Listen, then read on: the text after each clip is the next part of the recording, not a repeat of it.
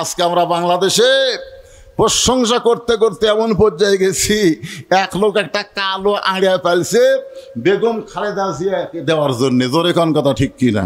হায় হায়, কুরবানি কার জন্যে? কিন্তু নিয়ত করছে কাক দিবে? খালেদা জিয়া কি তুইয়া মুয়া নেত্রী, যিনি আপসহীন দেশ নেত্রী, তিনি বলেছেন তোমার কুরবানি গ্রহণ করা হবে না, বরং তোমার এলাকার গরিব মানুষকে তুমি জব করে খাওয়াও। জোরে কোন কথা ঠিক কিনা? কুরবানি কার জন্যে? জোরে কোন কার জন্যে? ইন্না সালাতি অনুসুখী অমাহইয়া অমামাতি লিল্লাহি রাব্বিল আলামিন। আপনার বলেন তো, যেই ব্যক্তি তাহাজ্জুদের নামাজ আদায় করে সেই ব্যক্তিকে ফজরের সময় আবার ডাক দেওয়া লাগে? জোরে কান লাগে? কথা বলেনি লাগে? কিন্তু আলী বলতেছেন বেলাল যখন ফজর আযান দিবে তখন যেন আমারে ঘুম থেকে ডাক দিও না। ফাতেমা বলতেছে তাহলে আজকে রাত্রে আপনি যখন ভালো ঘুম পাড়বেন তাহলে আজকের বালিশের দরকার নাই, আমার উরুর উপরে আপনি মাথা দিয়ে ঘুমায় যাবেন। আলী বলতেছেন ফাতেমা তোমার উরাতকে বালিশ বানায় যদি আমি ঘুমায় যাই তাহলে তুমি কি ঘুম পারবা না?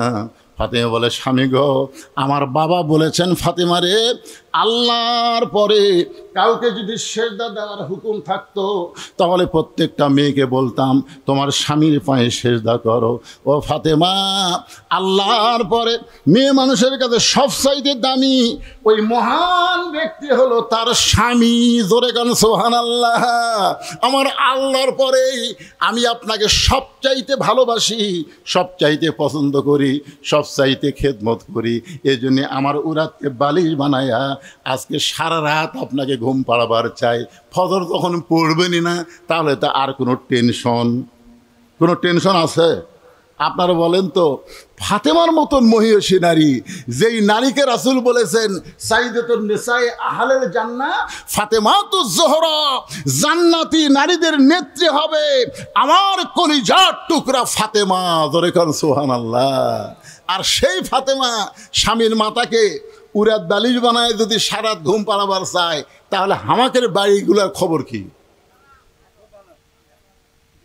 আপনাদের বাড়ির যেগুলো আছে খবর কি? আমার মায়েরা যারা ওয়াজ শুনতেছেন একটু মনোযোগ দিয়ে শুনবেন। স্বামী যেমনই হোক না কেন, ওই স্বামীকে খেদমত না করা পর্যন্ত আপনি জান্নাতে যাওয়ার পারবেন না। আল্লাহ রাসূল বললেন মেয়েদের জন্য মাত্র 4টা আমল করা লাগবে। 1 নম্বর আমল হলো নামাজ, 2 নম্বর রমজান মাসে রোজা, 3 নম্বর স্বামীর কথা মতো চলা, স্বামীর খেদমত করা, আর 4 নম্বর হলো সতীত্বের হেফাজত, পর্দা করা। ফাতেমা বললেন বাবা স্বামীর খেদমত এই সম্পর্কে একটু আমারে বুঝাই দেন। আল্লাহ নবী বললেন ফাতেমা আলী যখন খেদমত চাবে তখন তুমি খেদমত করবা, আলী যখন খেদমত না চাবে খবরদার তুমি খেদমত করতে যাবা না, কারণ অতি ভক্তি। জোরে কান অতি ভক্তি। দেখেন রাসূল কি বুঝালেন, যখন আলী খেদমত চাবে তখন খেদমত করবে। যদি বলে আসো তো আমার মাথা একটু টিপে দাও, টিপে দিবা, আসো আমাকে একটু বাতাস করো, করবা। কিন্তু যতক্ষণ না বলবে ততক্ষণ অতিরিক্ত খেদমত করতে যাবা না, যেন অতি ভক্তি। আপনাদের যদি কোনো বউ হঠাৎ আপনার খেদমত করে আপনি বুঝবেন সেদিন কিছু একটা হবে। দেখবেন কারেন্টের ফ্যান বন্ধ করে দিয়ে তাল পাকার বাতাস করতেছে। কে গো কারেন্ট নাই? কারেন্ট আছে তো ফ্যান না দিয়ে বাতাস করো কেন? বলে ফ্যান যদি আপনাকে ঠান্ডা করে তাহলে আমি জান্নাতে কেমনে যাব? এই জন্যই তো তাল পাকার বাতাস করে আমি আপনার আমল করে মহব্বত করে জান্নাতে যাবার চাই। কিছুক্ষণ পরে কপাল টিপতেছে, কিছুক্ষণ পরে পায়ে লোক টানতেছে, হাতের লোক টানতেছে, লোক ফুটাই দিচ্ছে, বাতাস করতেছে, খেদমত করতেছে। স্বামী বলতেছে আল্লাহ আল্লাহ। এরকম বউ পাওয়া যায় ভাগ্য গুণে।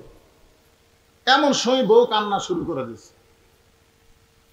স্বামী বলে কে গো কান্দো কেন? বলে না এমনি এমনি কান্দি। স্বামী বলে না না না কি জন্য কান্দো? আমার খেদমত করতেছো, পাকার বাতাস করতেছো, আবার কান্দতেছো, কান্দার কারণ কি? না না না এমনি এমনি। আরে কি হয়েছে তোমার, কান্দো কেন? বলে আমি কাঁদছি কি জন্য? যদি বলি আপনি কি শুনবেন? বলেন আপনি শুনবেন, ওয়াদা দেন শুনবেন। তখন কি জন্য কাঁদতেছো? আচ্ছা ঠিক আছে শুনবো, বলো কি জন্য কাঁদো? বলে কান্দার কারণ হলো আপনার বুড়া বাপ আর বুড়ি মা, এটাই হলো কান্দার কারণ। আপনি যখন বাহিরে চলে যান এই বুড়া বুড়ি আমার কলজাত আগুন ধরে দিছে, এই কয়ের বাতাস করে, এই কয়ের বাতাস করে। আপনি যদি আপনার বাপ মার সাথে থাকবার চান তাহলে আল্লাহর হস্তে আমাকে বাপের বাড়ি পেটে দেন। আর আপনি যদি আমার সঙ্গে জান্নাতের সংসার করবার চান তাহলে আপনার বাপ মা বাদ দেওয়া লাগবে। অমা আলাইনা ইল্লাল বালাগ। এখন আমার ওয়াজ শেষ করলাম, এখন আপনি কি আমল করবেন কোন? স্বামী তো বলতেছে তোর কান্না দেখাতে আমি ভুলে গেছি রে।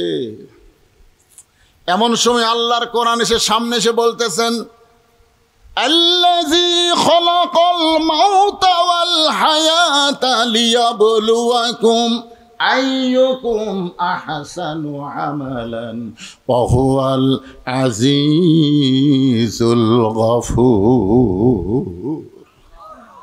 কি বুঝলেন? আল্লাহ বলতেছেন ইমানদারেরা, মৃত্যুর হায়াতকে আমি সৃষ্টি করেছি তোমাদেরকে পরীক্ষা করার জন্য। আর পরীক্ষার বিষয়টা হলো আইয়ুকুম আহসানু আমালা, সুন্দর আমল। তো এই মুহূর্তে তোর বউ যে ওয়াজ তোর কাছে করলো, ওয়াজ করে বললো আমা আলাইনা ইল্লাল বালাক, এখন তুই কি আমল করবি? যদি বইয়ের কথা মতো আমল করিস বাপ মাও বাদ দেওয়া লাগবে। আর যদি বাপ মার সঙ্গে থাকতে চাস তাহলে এই বউ বাপের বাড়ি পেড়ে দেওয়া লাগবে। এখন তুই কি আমল করবি? তোর জন্য সুন্দর আমল কোনটা? এমন সময় কোরআন বলতেছে ওয়াকাদা রাব্বুকা আল্লা তা'বুদু ইল্লা ইয়াহু ওয়া বিল ওয়ালিদাইনি ইহসানান। ওই এখন লাভ দা উঠছে, ওটা বলতেছে ব্যাগ ট্যাগ সব গোছান আছে। ব্যাগ, মেয়ে মানুষের ব্যাগ গোছায় না, কোনো জায়গায় যাওয়ার সময় ব্যাগ ট্যাগ গোছায় না, তো ব্যাগ ট্যাগ সব গোছান আছে কেন? বউ বলতেছে কেন?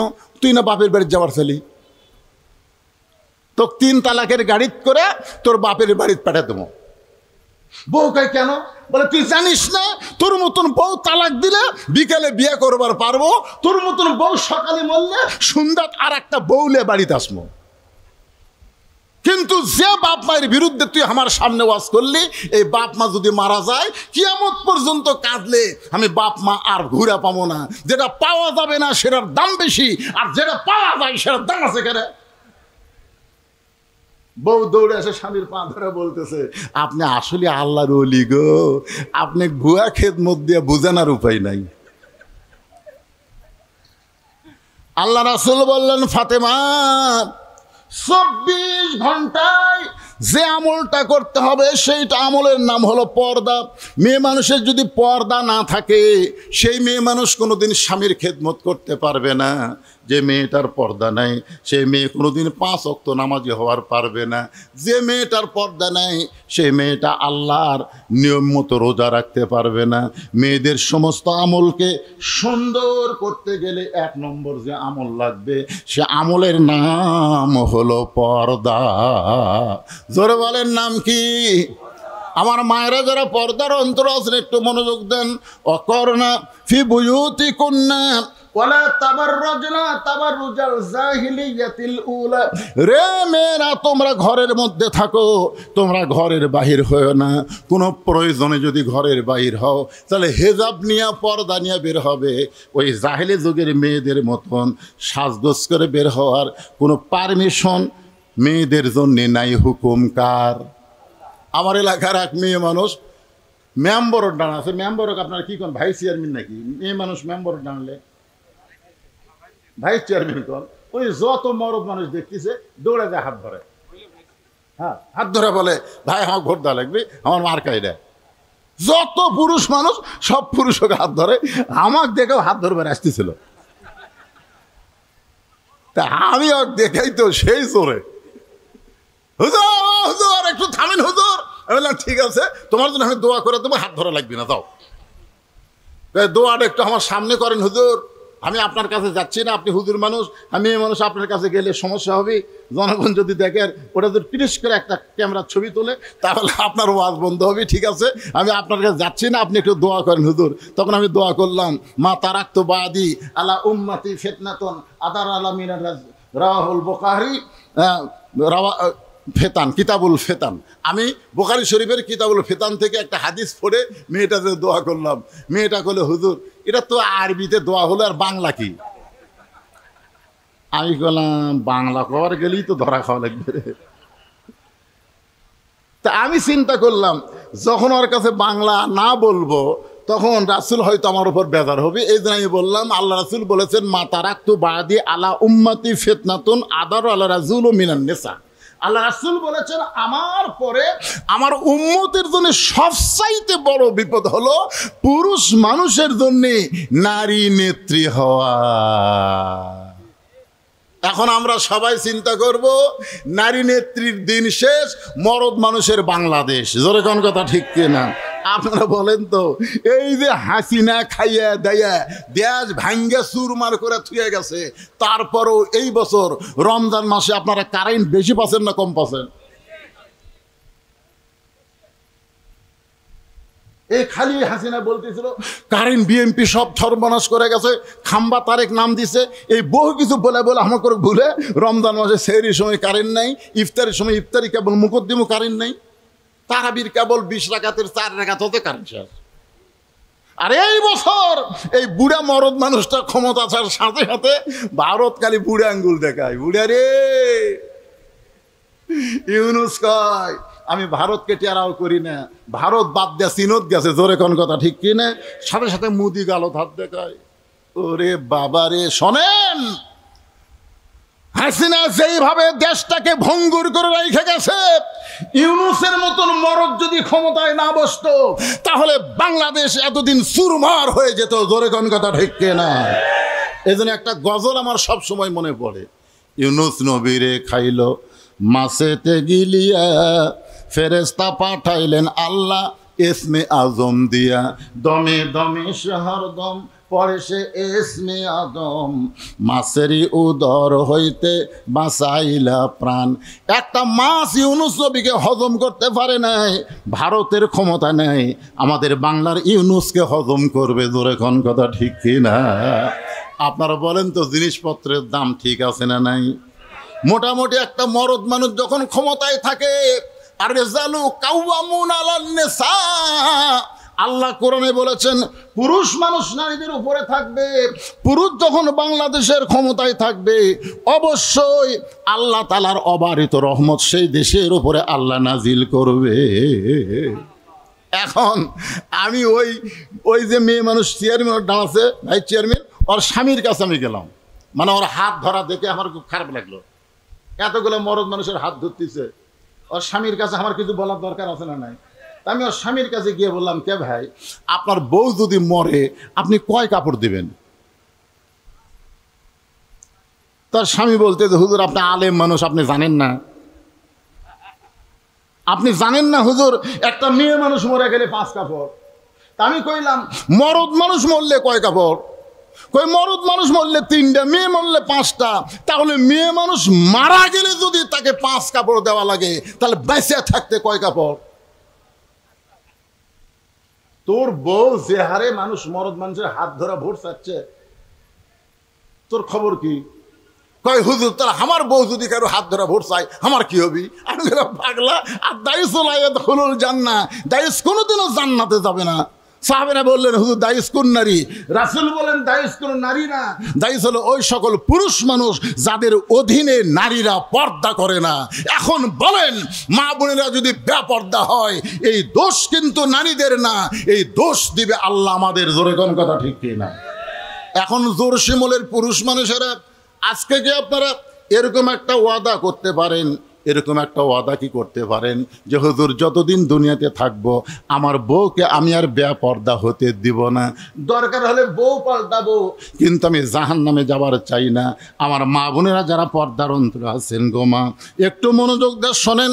ফাতেমার উরাতকে বালিশ বানায় হযরত আলী ঘুমায় গেছে, যেই মাত্র তাহাজ্জুদের ওয়াক্ত হয়েছে, সুবহানাল্লাহ বলেন, সঙ্গে সঙ্গে হযরত আলী ঘুম থেকে চেতন।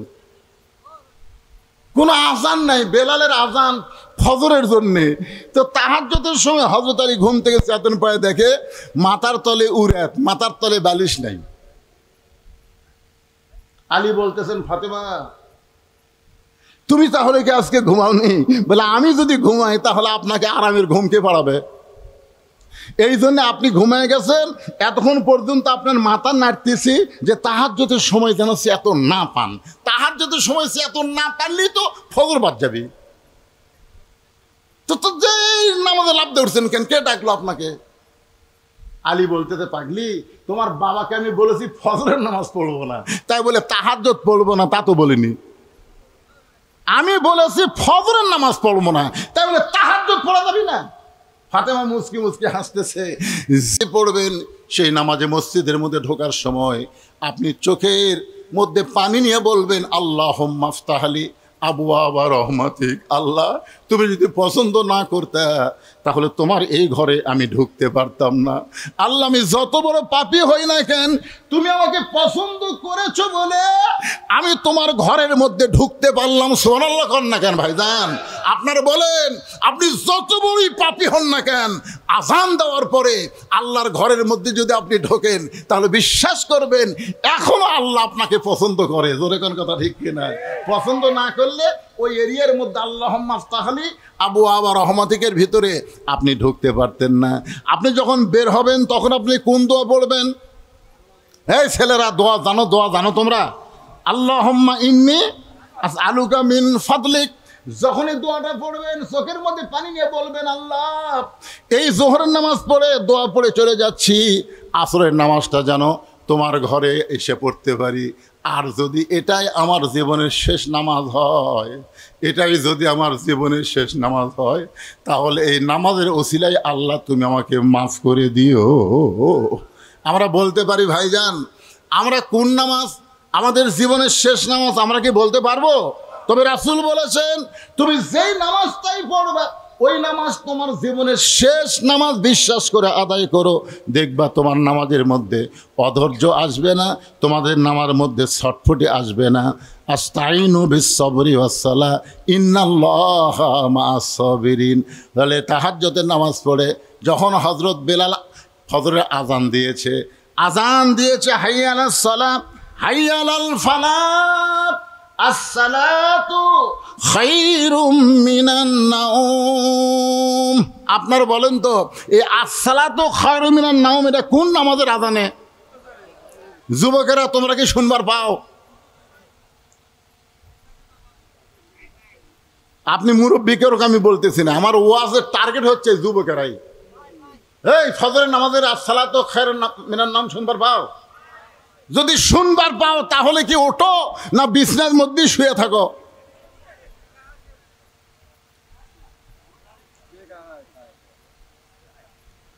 শোনেন যুবক, একটু মনোযোগ দিয়ে শোনো বাজান। যেই মাত্র আসসালাতু খায়রুন নাওম শুনেছে, সঙ্গে সঙ্গে হযরত আলী মাথায় পাগড়ি পরে বাড়ির থেকে মসজিদ দিকে রওনা দেয়। ফাতেমার সামনে দাঁড়াইছে। ফাতেমার সামনে দাঁড়ায় বলতেছে, আমার বাবার কাছে কি ওয়াদা দিছেন? আপনি যে আমাকে এশার নামাজ পড়ে বাড়ি ঢুকেই বললেন, সালাম তো দিলেনই না। আমি সালাম দিলাম আর আপনি বললেন আমার মনে নাই। তাই বললাম কেন মনে নাই?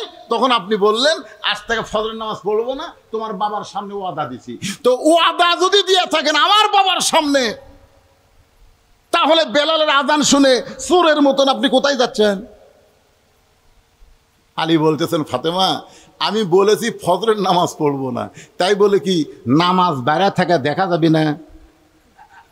এতদিন ভিতরে ঢুকে নামাজ পড়ছি, আজকে বাইরে থাকা নামাজ একটু দেখতে চাই। যেই মাত্র বলেছে এতদিন ভিতরে ঢুকে নামাজ পড়ছি, আজকে বাইরে থেকে নামাজ দেখবার চাই, তখন ফাতেমা মুচকি মুচকি হাসতেছে। কারণ যেই ব্যক্তি নামাজের ভিতরে ঢুকতে পারে সেই ব্যক্তি কোনোদিন নামাজের বাইরে থাকতে পারবে না। কারণ নামাজ এমন একটা ইবাদত, কাউকে যদি একবার ভিতরে নেয় তাকে আর বাইরে যাওয়ার সুযোগ নেই। ফাতেমা বললেন, তাহলে ঠিক আছে আপনি যান। হযরত আলী মসজিদ নববীর চারিধার ঘুরতেছে আর মসজিদের মধ্যে দেখতেছে সাহাবীরা ফজরের আগে 2 রাকাত সুন্নত আছে না নাই? ফজরের ফরজের আগে 2 রাকাত সুন্নত। রাসূল বলেছেন, আসমান জমিন বিক্রি করে দিয়া ওই টাকা যদি আল্লাহ রাস্তায় দান করো যত সওয়াব হবে তার চাইতে বেশি সওয়াব হবে ফজরের 2 রাকাত সুন্নত আদায়ের ভিতরে। আসমান জমিনের চাইতেও দামি হলো ফজরের ফরজের পূর্বে 2 রাকাত সুন্নত। হযরত আলী মসজিদ নববীর চারিধার ঘুরতে গিয়ে হঠাৎ দেখতে পাই মসজিদের বারান্দায় আবু যর গিফারি ফজরের 2 রাকাত সুন্নত আদায় করতেছে। হযরত আলীর একজন আপন বন্ধু ছিল। হযরত আলীর সবচাইতে আপন যে বন্ধু, সে বন্ধুটার নাম হলো আবু যর গিফারি। আবু যর আল গিফারি আপন বন্ধু। কারণ ফাতেমা যখন বললেন যে আমি তো রাতের বেলা দুনিয়া থেকে বিদায় নিব, রাতের বেলায় আমাকে দাফন করা লাগবে, আপনি যদি আমার কবর খুঁড়তে না পারেন আপনার আপন বন্ধুকে বলবেন সে যেন আমার কবরটা খনন করে দেয়। আপনার বলেন তো এই কথা ফাতেমা বলার পরে হযরত আলী কার কাছে গেছিল? কি বলছে? যে আপনার আপন বন্ধু, মানে আপনার নিকটতম বন্ধুকে আপনি বলে দিবেন সে যেন ফাতেমার কবরটা খনন করে দেয়, আর কবরের খবর যেন দুনিয়ার কাউকে না বলে। এখান থেকে প্রমাণ হলো হযরত আলীর সবচাইতে আপন বন্ধুর নাম হলো আবু যর গিফারি। ফজরের 2 রাকাত সুন্নত নামাজ আদায় করতেছে। এখন হযরত আলী আবু যর গিফারির নামাজের দিকে ইয়ানজুরু বি নূরিল্লাহ, বলে কারণ সুবহানাল্লাহ। এই যে হাদিসটা শোনেন, ইত্তাকু ফিরাসাতাল মুমিনিনা ফাইন্নাহু ইয়ানজুরু বি নূরিল্লাহ। হযরত আলী চোখ বন্ধ করে আবু যর গিফারির সুন্নতের দিকে তাকাছে। ওরে বাবা রে, যেই চোখ বন্ধ করে তাকাছে দেখা আবু যর গিফারি আল্লাহর কুদরতি পায়ে সেজদা দিয়া মধু পান করতেছে। ধরে কারণ সুবহানাল্লাহ সুবহানাল্লাহ। এটা এই 2 চোখটা দেখবেন, এই 2 চোখ যেটা কার বাড়ি রে? এই 3 তালাটা কে করলো রে? হায় হায়, ধনুটের ওই বাসাটা সবচাইতে সুন্দর। এটা 2 চোখের ধোকা। আর অন্তরের চোখ দিয়ে দেখা হলো অন্ধকার কবর।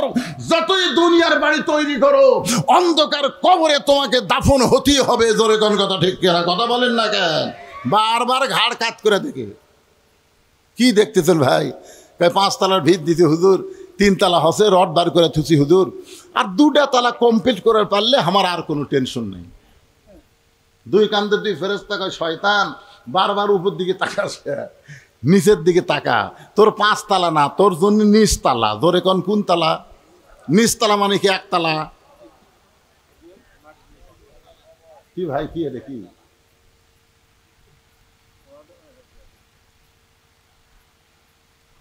কবরের আমার ওয়াজ কি হচ্ছে? এটা মরে গেলে কুড়ির রাখি।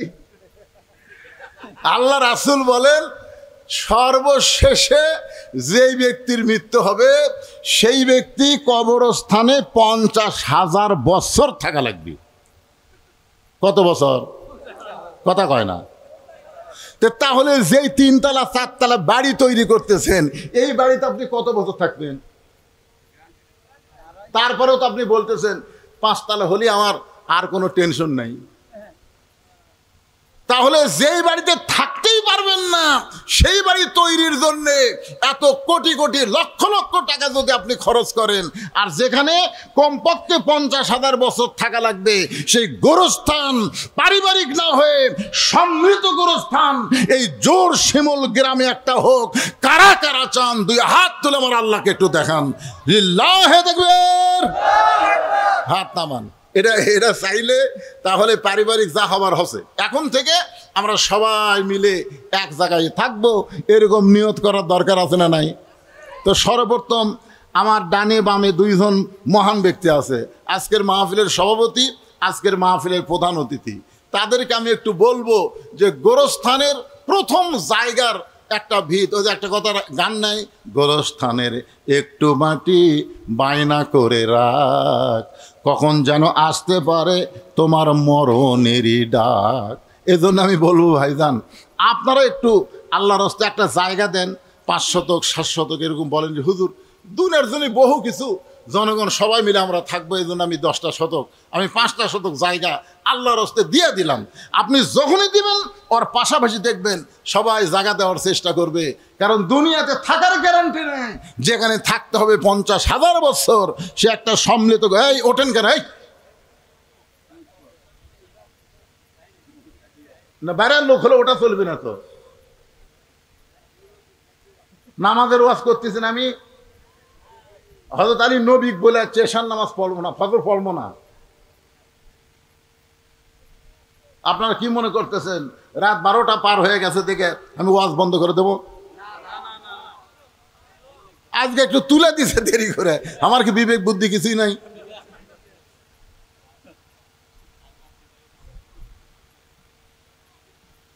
এখন রাত 1:45 বাজতেছে, কি করবেন? আল্লাহ এত বড় সুযোগ দিতে, বৃষ্টি চারিদিকে দিল, আপনাকে দিল না। ভাইজান কিছু বলেন আপনি। হ্যাঁ, আপনার এখানে বলে জায়গা আছে, যেখানে গোরস্থান করবে চাচ্ছি ওখানে আপনার, হ্যাঁ ইনশাল্লাহ, মানে একটা খালি নাম থন, খালি আপনি একটা নাম থন, আপনি নাম থার পরে সর্বাধিক ধর্ম। সর্বাধিক জায়গা নাই, নাই যাই নাই।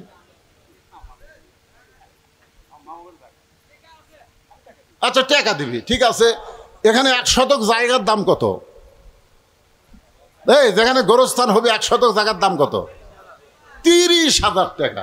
তাহলে আমার ভাইকে বলবো আপনি কয় শতক জায়গার দাম দিবেন, যেটি গোরস্থান হবে সেটি।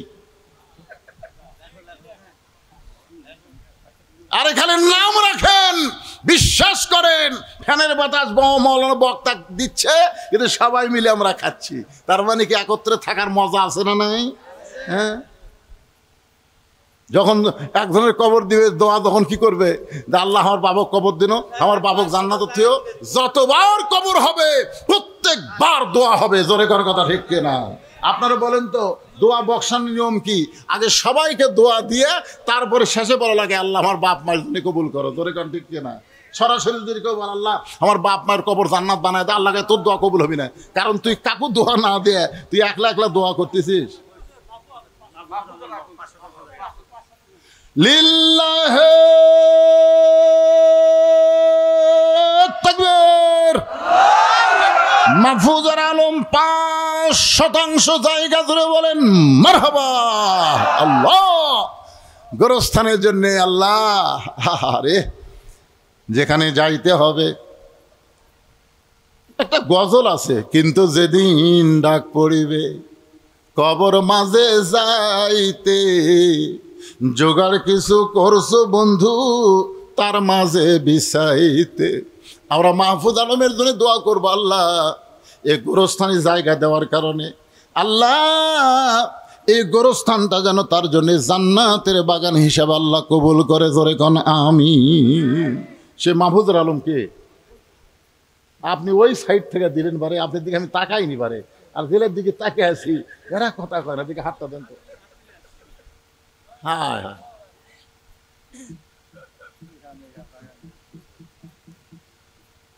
5 শতক হয়ে গেছে। 5 শতকের সাথে আরো 5 শতক জোড়া দেন একজন, বলেন। শুরু কিন্তু হয়ে গেছে, গোরস্থান কিন্তু হবেই। কি কোন হবে না? 5 শতক হয়ে গেছে শুরু। এখন সভাপতি সাহেব আপনি কয় শতকের দাম দেবেন কোন তো দেখি?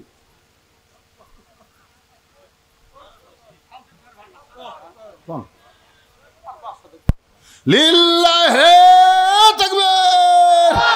সভাপতি সাহেব 5% ধরে বলেন মারহাবা। আপনি দাম দিবেন সেটাই তো একই, 5% যা দাম হয় সেই দাম তিনি দিবেন, দিয়ে দিবে। আর যদি কারো কাছ থেকে জায়গা ম্যানেজ করতে পারে বদল টদল দিয়ে করে দিবে। আমাদের ছোট গোরস্থান বদল আমরা কিভাবে বড় করি জানেন? যে গোরস্থানের কাছে জায়গা আছে, আমার এক জমি আছে ডিবের ধারে, ভালো জমি, সেটা নিয়ে এটাতে দিয়েছি ভাই, মানে ওই সহজে দিচ্ছে না। তা আপনি গোরস্থানের জন্য এরকম যদি ভালো জায়গা দিয়ে খারাপ জায়গা নেন, আপনার গোরস্থানকে খারাপ হলো? গোরস্থান হলো জান্নাতের বাগান। আপনাদের এই গোরস্থানের নাম থবেন জান্নাতুল বাকি। মদিনার গোরস্থানের নাম হিসাবে আপনাকে এই জোর শিমুলের গোরস্থানের নাম হবে জান্নাতুল বাকি। জোরে কান সুবহানাল্লাহ। এই জান্নাতুল বাকি গোরস্থানের জন্য 10 শতক হয়ে গেছে। এখন প্রধান অতিথি সাহেব বলেন, ভাই বলেন, একটা সাহস করে বলেন, দেখা যায়।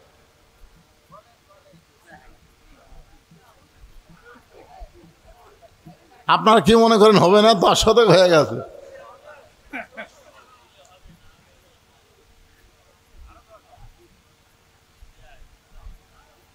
বরেন অতিথি ভাই, আপনি কোন তো এটা চিন্তা করতেছে, করুক। কন আপনি, কন ভাই, একটা কন।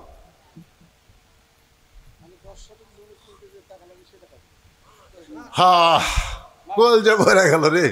আমি চিন্তা করতেছ না যে কত নিচে যে নামবি, হয়তো 1 শতক করবি, এমন কথা কছে।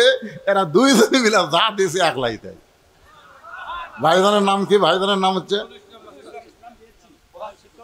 লিল্লাহে তাকবীর নুরুল ইসলাম বিএসসি সাহেব 10% জায়গার দাম ধরে বলেন মারহাবা। উনি হেডমাস্টার, রিটায়ার করছে নাকি? ও বর্তমান হেডমাস্টার সাহেব। মাশাআল্লাহ, কলিজা কত বড়। আল্লাহ আল্লাহ দুনিয়ার জন্য বহু কিছু করেছে। তুমি কোরআনে বলেছো বাল তুসিরুনাল হায়াতাদ দুনিয়া ওয়াল আখিরাতু খায়রুন ওয়া আবকা। আল্লাহ চিরস্থায়ী আখিরাত এই নুরুল ইসলাম বিএসসি সাহেবের জন্য আপনি সুন্দর করে দেন। তারা বাপ মা আপনজন যারা দুনিয়া থেকে কবরে গেল, আল্লাহ তাদের কবরকে জান্নাতের টুকরা বানায় দেন। সভাপতি সাহেব 5% জায়গার দাম দিয়েছে। আল্লাহ তার আপনজন যারা কবরে গেছে কবর জান্নাত বানান। প্রথম যে ভাইটা আমার 5 শতক দান করেছে, আল্লাহ সেই ভাই তার আপনজন যারা কবরে গেছে, আল্লাহ এ দানের উসিলায় সবার কবরকে জান্নাতের টুকরা বানায় দেন। 20 শতক কিন্তু হয়ে গেছে।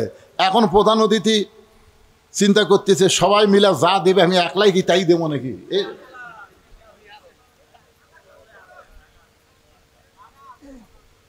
আপনারা এই জোর শিমুনের লোক আপনাদের মধ্যে কেউ নাই।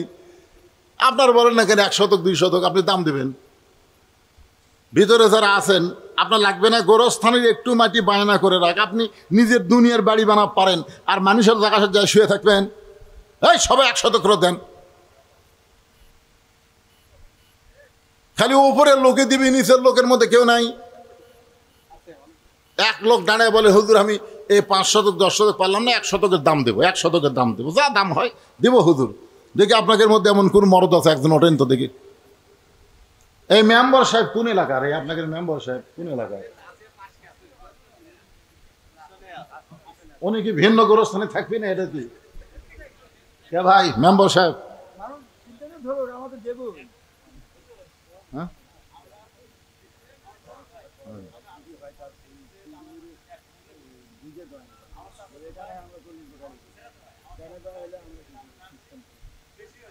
মাশাআল্লাহ। বলে আমরা 3 জন মিলে যা করি বেশি হবে কম হবে না, তাহলে বোঝা গেল ধরে নেন। মাশাআল্লাহ, এটাই হলো আসল কথা। মেম্বারও বলতেছে এটা আসল কথা। তারা 3 ভাই মিলে সিদ্ধান্ত নিয়ে ইনশাআল্লাহ এখানে বড় ভাই আছে, এই ছেলেরা যারা মাহফিল করতেছে আমাকে আগেই মোবাইল করছে হুজুর গোরস্থান নিয়ে একটু ওয়াজ করবেন। গোরস্থান 20 শতক হয়ে গেছে। খালি আপনি একটা কোন না নাম শুনতো দেখা থাকতো যা পারেন কোন কয় শতকের দাম দেবে? সাইল্যান্ডে করবে ওই ভাই, ওই সাইড ওই ভাই। হ্যাঁ,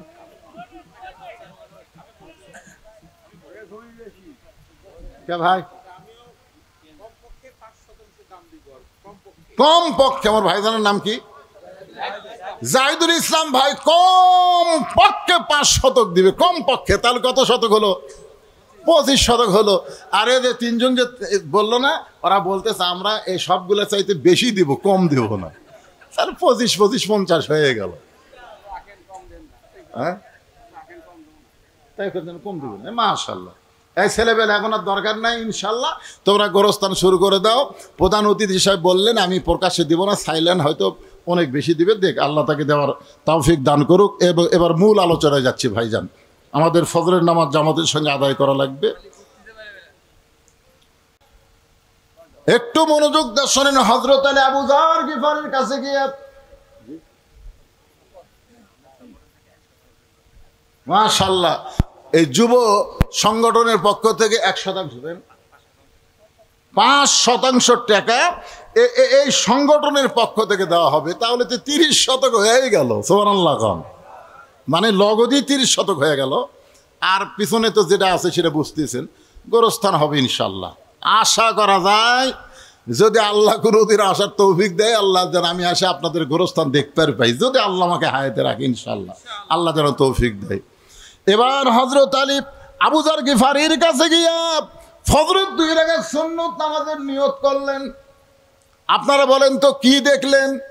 ইয়ানজুরু বিনুরিল্লাহ, তার মানে বোঝা গেল আনতাবুদুল্লাহ কান্নাকা তারাহু ফাইলাম তাকুন তারাহু ফাইন্নাহু ইয়ারাকা। এই আল্লাহর বান্দারা মনোযোগ দিয়ে শোনেন, বুখারী শরীফের হাদিস। আপনি যখন ইবাদতের মধ্যে শামিল হবেন তখন আপনি নামাজের মালিক আল্লাহকে দেখতে পাবেন। সুবহানাল্লাহ। কারণ দেখবার পাই না দেখে সুবহানাল্লাহ কোয়া যাবে না? বুখারী শরীফের হাদিস কি অবিশ্বাস করতেছেন? আনতাবুদুল্লাহ কান্নাকা তারাহু ফাইলাম তাকুন তারাহু ফাইন্নাহু ইয়ারাকা। যদি আপনি দেখবার না পান আল্লাহ আপনাকে দেখতেছে, এই বিশ্বাস আপনার কলিজার মধ্যে চলে আসবে।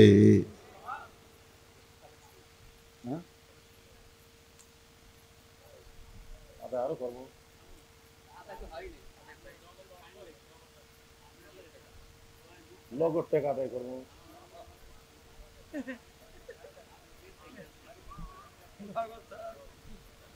কি করে?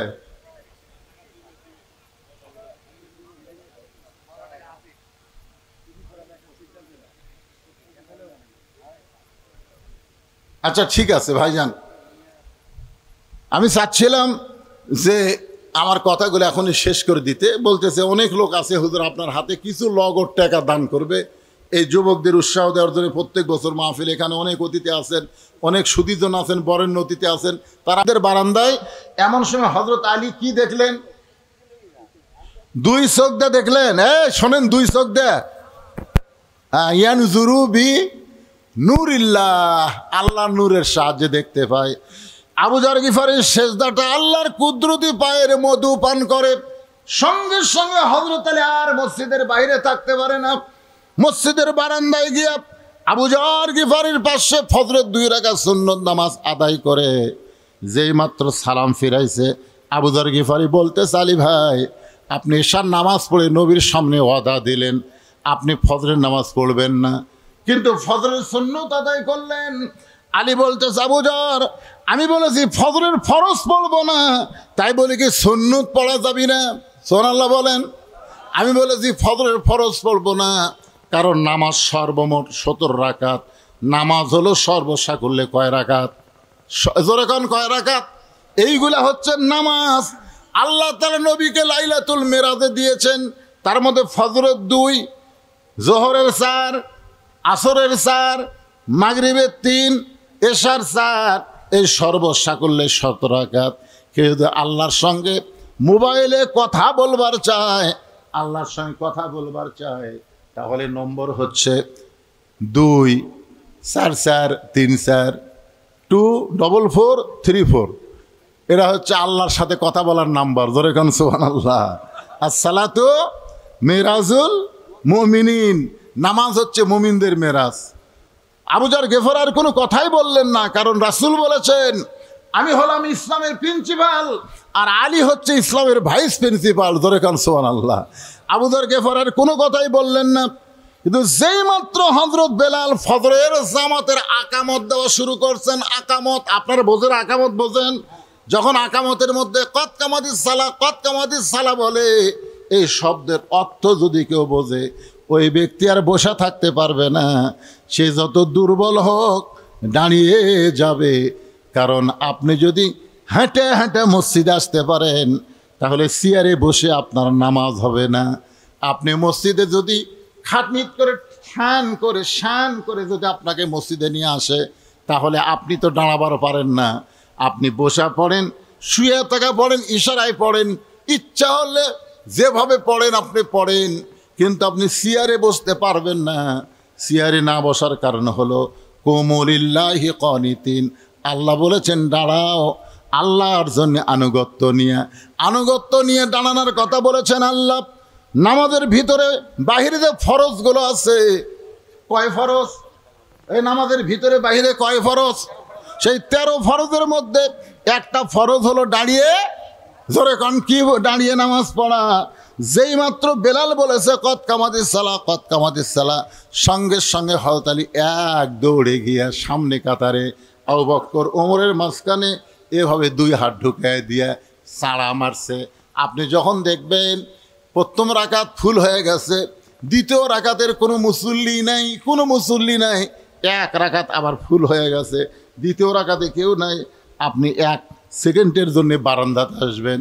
বারান্দা এসে যদি দেখেন যে একটা মুসল্লি আসার কোনো সম্ভাবনা নাই, তাহলে আপনি একাই 2 নম্বর কাতারে দাঁড়ালে জামাতের নামাজ হবে না। জামাতে নামাজ পড়বার গেলে কমপক্ষে আপনার সঙ্গে আর একজন থাকা লাগবে, জোরে কোন কথা ঠিক কি না? তাহলে আপনি কি করবেন?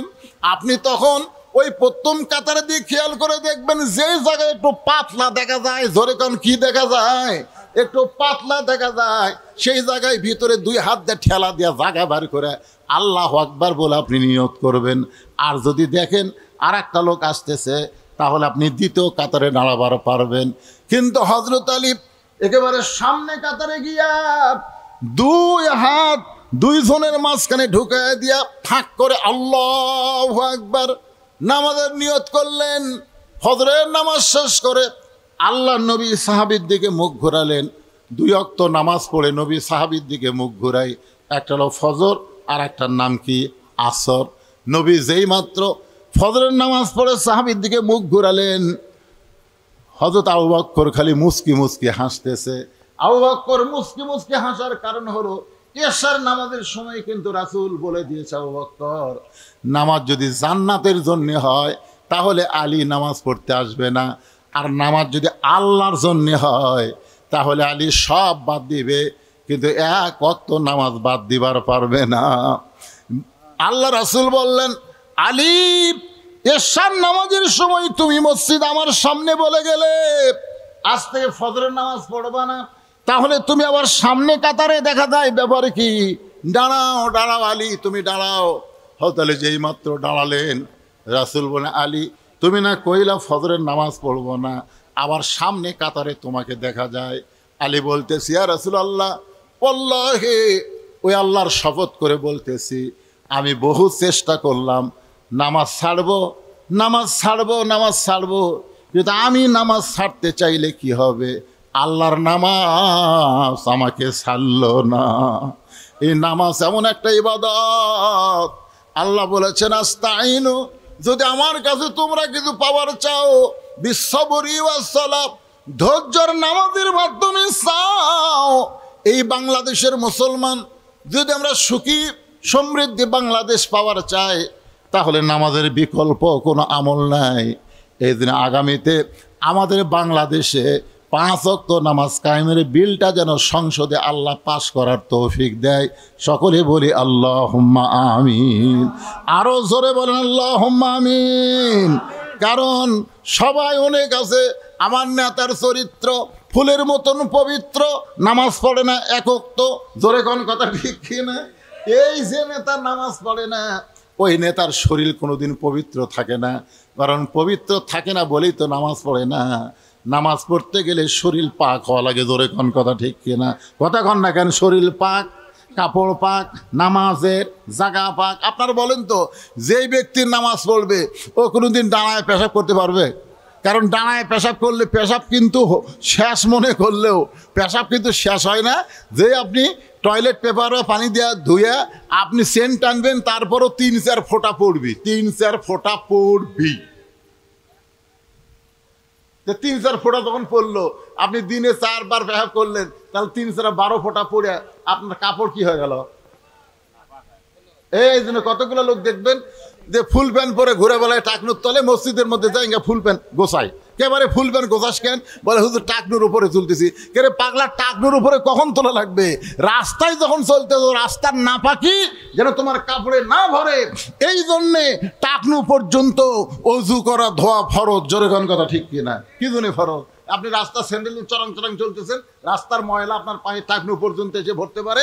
এই জন্যই টাকনু পর্যন্ত অজু ধৌত করা ফরজ। কিন্তু আপনি ফুল প্যান্ট দিয়ে যদি আপনার টাকনুই ঢাকেছেন, তাহলে আপনার টাকনুই পাক থাকলো, এই যে ফুল প্যান্ট দিয়ে ঢাকলেন এই ফুল প্যান্টই না পাক হয়ে গেল। জোরে কোন কথা ঠিক কিনা?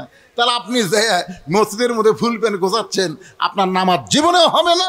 এই নাভির উপর থেকে টাকনুর উপর পর্যন্ত পুরুষ মানুষ পোশাক পরা ফরজ। টাকনুর তলেও যাওয়া চলবে না, নাভির নিচেও কাপড় পরা যাবে না। জোরে কোন কথা ঠিক কথা বলেন। আল্লাহ পাক আমাদেরকে আজকের তাফসির অনুযায়ী যে কথাগুলো বললাম, বক্তা এবং শ্রোতা সবাইকে আমল করা তৌফিক দান করুক। সকলে বলে আল্লাহুম্মা আমিন। সবার জন্য দোয়া হবে। এখন দোয়ার সময় ওটা বসা করার দরকার নাই। ভাই সভাপতি সাহেব তার সমাপ্তি ভাষণের পরে ইনশাল্লাহ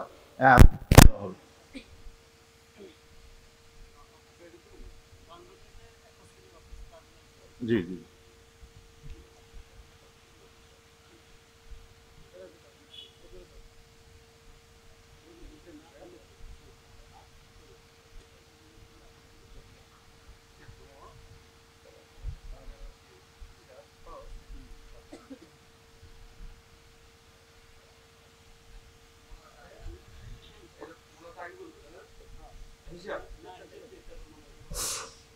আলহামদুলিল্লাহ, সম্মানিত মুসলিম, এতক্ষণ প্রধান বক্তার ওয়াজ কোরআন এবং হাদিস থেকে আমরা শুনলাম। আমরা সেই অনুযায়ী চলবো। মহান আল্লাহ রাব্বুল আলামিন আপনি আমাকে দুনিয়াতেও শান্তি রাখবেন, পরে গেলে মুক্তি দিবেন। এখন এই যে আমাদের সংগঠনের ছেলেরা যে এত বড় একটা আয়োজন করেছেন, তার একটু হিসাব সংক্ষিপ্ত আকারে শুনুন। যে 60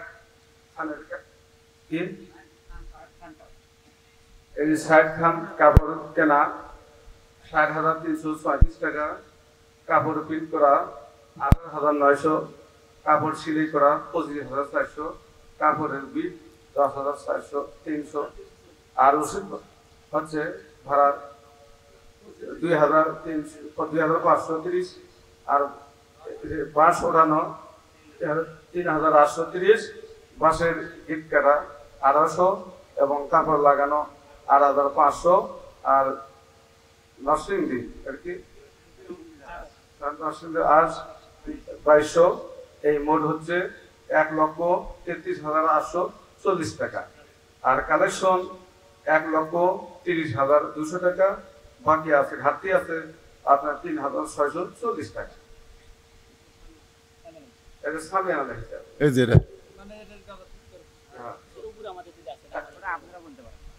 এখন যেহেতু অনেকক্ষণ ধরে আপনারা কোরআন এবং হাদিস ওয়াজ শুনলেন, এই আমরা এই শোনার মহান আল্লাহ রাব্বুল আলামিন যেন এই অনুযায়ী আমাদের আমল করার তৌফিক দান করেন, এই বলে আমার কথা শেষ করছি। ওয়াকানা দাওয়ানা আলহামদুলিল্লাহি রাব্বিল আলামিন। আল্লাহুম্মা সাল্লি আলা মুহাম্মদ, আল্লাহুম্মা সাল্লি আলা মুহাম্মদ। আজকের এই কাজ সমাপ্ত করবেন। সবাই বলে আল্লাহুম্মা সাল্লি আলা মুহাম্মদ, আল্লাহুম্মা বারিক আলা মুহাম্মদ, আল্লাহুম্মা সাল্লি আলা সাইয়্যিদিনা শাফিনা নাবিয়িনা মাওলানা মুহাম্মদ ওয়া আলা আলিহি ওয়া সাহাবিহি ওয়া বারাক সাল্লিম। আল্লাহুম্মা আমিন। আল্লাহুম্মা আনতাস সালাম আমিনকাস সালাম তাবারাকতা ইয়া যাল জালালি ওয়াল ইকরাম। আল্লাহ জোরশিমুল তরুণ সংগঠন পক্ষ থেকে আল্লাহ আজকের যে মাহফিল হলো, দেখতে দেখতে রাত 1টা পার হয়ে যাচ্ছে। আল্লাহ এই দীর্ঘ সময় পর্যন্ত তোমার পাগল বান্দা বান্দিরা আরামের বাড়ি ঘুমকে বাদ দিয়া কোরআন হাদিসের মহব্বত কলিজার মধ্যে নিয়া এই জান্নাতের বাগানে বসে বসে কোরআন হাদিসে আলোচনা শোনার শেষে আমি গুনাহগারের সঙ্গে রহমতের দরজায় ফকির হয়ে দোকানা হাত তুলেছি। মেহেরবানি করে আজকের মাহফিল আমাদের সকলের হেদায়েতের জন্য, নাজাতের জন্য, জান্নাতের জন্য আল্লাহ কবুল করো। এই মাহফিলের শুরু থেকে শেষ পর্যন্ত যত আলোচনা হয়েছে এর মধ্যে যদি কোনো ত্রুটি হয়, ভুল হয়, মাফ করে দিও। রেজা হাদিয়া মঞ্জুর করো। সোনার মদিনায় নবী পাকের রওজা মুবারকে আল্লাহ তুমি কবুল করে নিও। तमाम अंबियाई किराम, असहाबे किराम, ताबिनी किराम, तबा ताबिनी किराम, উম্মাহাতুল মুমিনিন, শহীদ শহীদান, জান্নাতুল বাকি, জান্নাতুল মাসহ পৃথিবীর যত গোরস্থানে যত মুর্দা শুয়ে আছে আল্লাহ সকলের কবরকে জান্নাতের টুকরা বানায় দেন। আল্লাহ এই জোরশিমল পারিবারিক গোরস্থানে যত মুর্দা শুয়ে আছে আল্লাহ সকলের কবরকে জান্নাতের টুকরা কবুল করেন। আমরা যারা হাত তুলেছি আমাদের জনম দুঃখনী মা যাদের কবরে চলে গেছে, মা কেমন দরদের, যার মা নাই সে বুঝতেছে। দাঁত থাকতে মানুষ দাঁতের মূল্য দেয় না, চোখ থাকতে মানুষ চোখের গুরুত্ব বোঝে না। মা কলিজার টুকরা যখন দুনিয়া থেকে বিদায় নেয় তখন বুঝতে পারে মায়ের মতন আপন কেহ নাই রে দুনিয়ায়। আল্লাহ এই জনম দুঃখ দিয়ে দরদের মা যাদের কবরে গেছে আল্লাহ মেহেরবানি করে মায়ের কবর জান্নাতের টুকরা কবুল করো। আল্লাহ দরদের বাবা আমাদের যাদের কবরে চলে গেছে, আজকে বাবার বাড়িঘর সহায় সম্পত্তি সবই পড়ে আছে, বাবা নাই রে, বাবা গেল কবরে, সেই বাবার জন্য দোয়া করি আল্লাহ বাবার কবরকে জান্নাতের টুকরা বানায় দাও। আমাদের দাদা দাদি নানা নানি আত্মীয় স্বজন যারা কবরবাসী হয়েছে মাফ করে দাও আল্লাহ। অনেকেই দোয়া চেয়েছে, তার মধ্যে একজনের হাত ভেঙে অসুস্থ, আল্লাহ সুস্থতার জন্য দোয়া করি। প্রবাসে অনেকে আছে আল্লাহ, সেখান থেকে টাকা পয়সা দিয়ে মাহফিলকে সহযোগিতা করেছে আল্লাহ, যেখানেই থাক ওদেরকে ভালো রেখো, কামাই বরকত দিও। আজকের মাহফিলের সম্মানিত সভাপতিকে আল্লাহ তুমি কবুল করো, দুইজন সহসভাপতিকে আল্লাহ তুমি কবুল করো। আজকের মাহফিলের সম্মানিত প্রধান অতিথিকে আল্লাহ তুমি কবুল করো। আজকের মাহফিলের দুইজন বরেণ্য অতিথি আল্লাহ তুমি তাদের কবুল করো। আজকের মাহফিলের সম্মানিত অতিথিদের কবুল করো, বিশেষ অতিথিদের কবুল করো, আমন্ত্রিত অতিথিদের কবুল করো, সুধীজন সকলকে কবুল করো, হাজির সাহেবদের কবুল করো, মুরব্বীদের কবুল করো, যুবকদের কবুল করো, কচিকাচা কিশোর বাচ্চাদেরকে আল্লাহ তুমি কবুল করো। পর্দার অন্তরালের মা বোনেরা আবিদা সালিহা পদ্মা নিজে কবুল করে, মা ফাতেমার চরিত্র দান করো আল্লাহ। গোরস্থানের জন্যে সর্বপ্রথম তোমার যেই বান্দা 500 টাকা দান করলো, এরপর থেকেই তো দান করা শুরু হয়ে গেল আল্লাহ গ। যতটুকু হয়েছে আমি জানি তার চাইতে 5 গুণ 10 গুণ বেশি জায়গা হবে আল্লাহ। এ জোরশিমলে সম্মিলিত গোরস্থান হবে জান্নাতুল বাকি, আল্লাহ কবুল করে নাও। আয় আল্লাহ তাআলা, যেই যুবকেরা কষ্ট করে মেহনত করে ঈদের পরের দিন মাহফিল করে, আজকে চারিদিকে বৃষ্টি হলো কিন্তু এখানে হয় নাই, মনে হয় আল্লাহ যুবকদের নিয়তটা ভালো, যার কারণে মাহফিলটা সুন্দর সমাপ্ত হলো। আল্লাহ তোমার কাছে কলিজা থেকে দোয়া করি, যেই যুবকেরাই মাহফিল করে এই সকল যুবকদেরকে 5 ওয়াক্ত নামাজি কবুল করে নাও। এই যুবকদের মধ্যে যারা ব্যবসা করে ব্যবসাত বরকত দিও, যারা চাকরি করে চাকরির মধ্যে বরকত দিও, খেতে খামারে যারা আবাদ করে আল্লাহ আবাদের মধ্যে বরকত দিও। এই যুবকের আল্লাহ প্রত্যেক বছর এমন করে কোরআনের একটা বাগান যেন লাগাতে পারে, এমন ইমানের শক্তি এদেরকে দান করে দিও আল্লাহ। এদের মধ্যে কোনো ফাটল দিও না, এদের মধ্যে কোনো মতভেদ দিও না, মিলে মিশে যেন বসবাস করতে পারে কবুল করো। আমার বাংলাদেশের প্রতি রহম করো আল্লাহ, গাজার ফিলিস্তিনের প্রতি রহম করো, মুসলমানদেরকে বিজয় দাও, মুসলমানকে হেফাজত করো আল্লাহ। যে যা নিয়ত করে হাত তুলেছে সকলের নেক নিয়ত নেগাসা কবুল করে মৃত্যুর সময় আমাদের জবানে তুমি জারি করে দিও লা ইলাহা ইল্লাল্লাহু মুহাম্মাদুর রাসূলুল্লাহ সাল্লাল্লাহু আলাইহি সাল্লাম।